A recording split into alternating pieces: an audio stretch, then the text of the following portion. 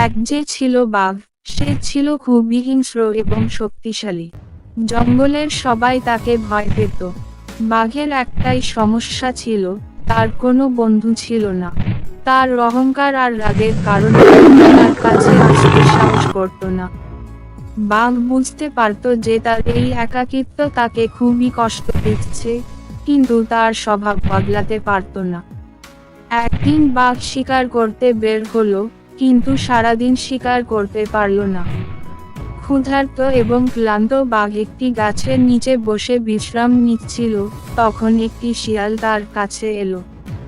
শিয়ালটি বলল, তুমি কেন এত বিষণ্ণ? আমি দেখছি তুমি অনেক ক্লান্ত এবং খুশি নও। বাঘ শিয়ালকে দেখে প্রথমে একটু অবাক হলো, কারণ সাধারণত শিয়ালরা বাঘের কাছ থেকে দূরে থাকে।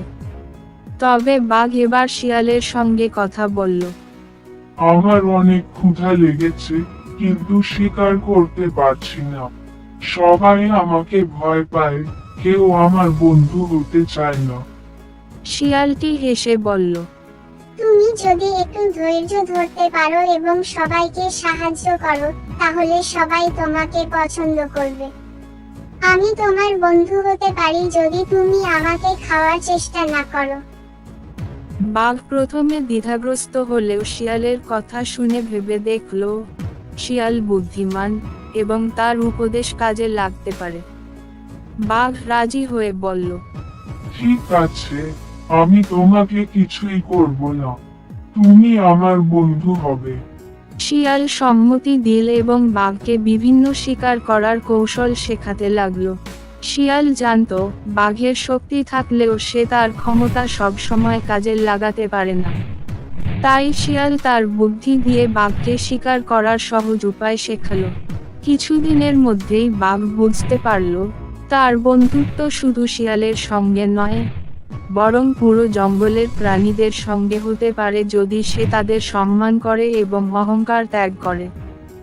এভাবে বাঘ আর শিয়ালের মধ্যে গভীর বন্ধুত্ব গড়ে উঠল।